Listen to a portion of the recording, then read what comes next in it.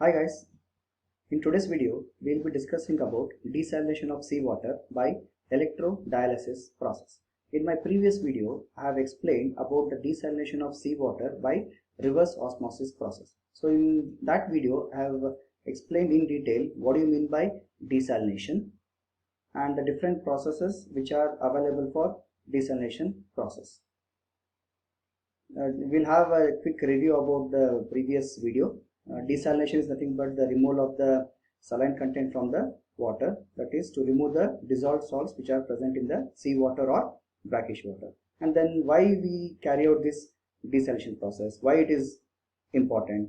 Because less than 3% of the world's water is fresh and the rest is seawater which is undrinkable due to its salinity level. And out of this 3%, over 2.5% is frozen or locked up in Antarctica, the Arctic and the glaciers and not available to man. Thus, humanity must rely on this 0.5% for all of man's and ecosystems freshwater needs.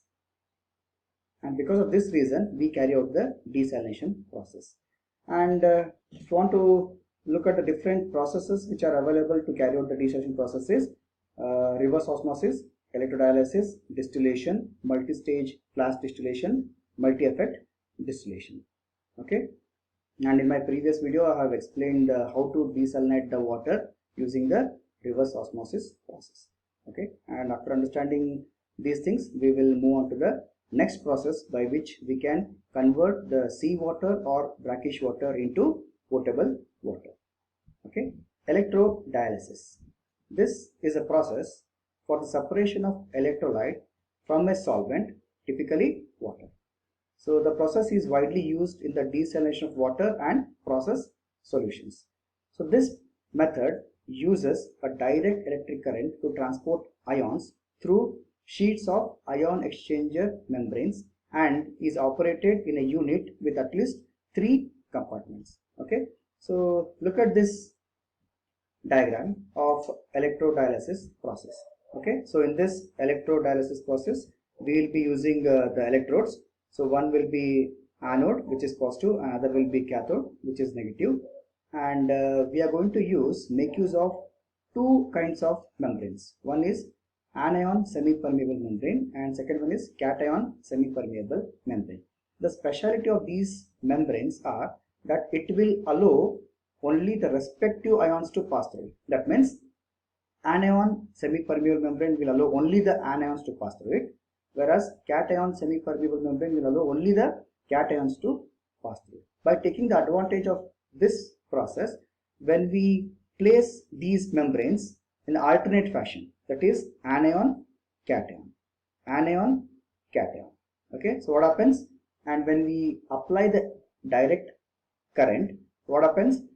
The respective ions start moving towards the respective electrode. That means cations move towards cathode and anions move towards anode. Okay, and after some time you can see that this is a cation semi-permeable membrane which will allow only the cations to pass through, and this is a unidirectional since the cations will be moving towards the cathode, so it will pass through the cation semi-permeable membrane, and when it tries to cross this anion semi-permeable membrane, so this membrane will not allow that sodium ion to pass through it. So what happens? So this sodium ion will remain here. Okay, and the second thing, so there is a Cl minus ion, so it will be moving towards the anode, so it will pass through the anion semi-permeable membrane, but when it tries to pass through the cation semi-permeable membrane, it will not allow. So after some time what happens? The highly concentrated solution will be observed in this Ca compartment and the dilute solutions will be observed in Ac compartment. So in the Ac compartment you will be having the dilute solutions. Okay, you are going to feed the concentrated solution into the electrodialysis units. Okay, and later on you are going to separate the dilute solutions, that is from the Ac compartment. Ac is the dilute, Ac is the dilute, and the Ca is the concentrated solution. Thereby you can isolate both of these solutions. Okay, so this is how the electrodialysis process works. Okay, and so in this image you can see the electrodialysis spacers and the membranes. Okay, so which will be stacked in a alternate fashion, that is the anion semi-permeable membrane, cation semi-permeable membrane. So like this, in the alternate fashion, you are going to place this. Okay, so this is the electrodialysis unit. You can see the many number of stacks here. Okay, so this is nothing but a image of electrodialysis units. Okay, and here I'm going to show you one video which will explain you the entire electrodialysis process in a very systematic manner. Okay, just listen to this video. Mythology has an interesting adventure as it flows through the environment. As it moves swiftly flowing rivers or slowly in lakes and through the soil, water picks up minerals and salts. These salts and minerals are naturally occurring, and they have a variety of uses when they are in solid form. But water, because of its polar molecular structure, can dissolve salt. When this happens, salt is broken up into individual ions. The positively charged ions, like sodium, are called cations, and the negatively charged ions, like chloride, are called anions. When salt is dissolved in water, these ions move freely through the water as individual atoms. Sometimes the concentration of salts and minerals can be too high for drinking water, industrial use, or irrigation purposes. The process of removing salt from water is called desalination. Ions such as salt have the ability to move in water, and direct current electricity is applied to the water. The negatively charged chloride ion moves to the positively charged anode under the influence of electricity, and the positively charged sodium ion moves toward the negatively charged cathode. Electrodialysis is an advanced membrane technology that utilizes this ion movement to desalinate water.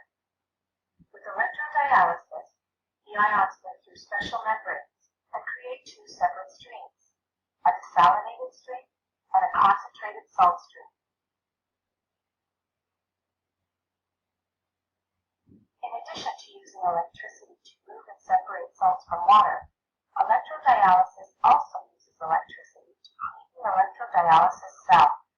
In normal use, salts and fine organic material may tend to accumulate on the membrane surface.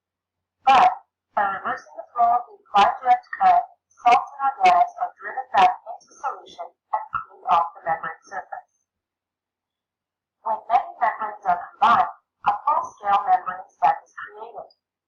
And this membrane stack is usually one of many stacks that are used for a large-scale electrodialysis reversal plant. This is how electrodialysis reversal technology is used to transform previously unusable saline water into a new freshwater resource to create water for food, water for industry, and water for life. Okay, so this video clearly explains you how the electrodialysis process takes place, how the membranes are placed in an alternate fashion, how the cations will move towards the cathode and anions will move towards the anode. So this is what the video about the electrodialysis process. Okay, then finally we'll look into the applications. So when you look into the applications of the electrodialysis process, so the large scale brackish and seawater desalination and salt production. So that means you can use this process in the desalination of large scale brackish water and the seawater, and apart from that you can also go with the salt production, because in the previous image we have explained that one of the component will be dilute solution, other will be the concentrated solution. So when you isolate that concentration part and when you evaporate the water, you are going to end up with the salt. So this is one of the advantage of the electrolysis process. We are going to desalinate the water, at the same time we are going to produce the salt also. Apart from that, this process helps in recovery of nickel and copper from electroplating rinse water. Then also it can be used to separate salts, bases and acids from the organic compounds. And we can have small and medium scale drinking water production, which is helpful in towns, villages, construction, military camps, hotels, hospitals, etc. But the major application of electrolysis has historically been the desalination of brackish water or seawater as an alternative to reverse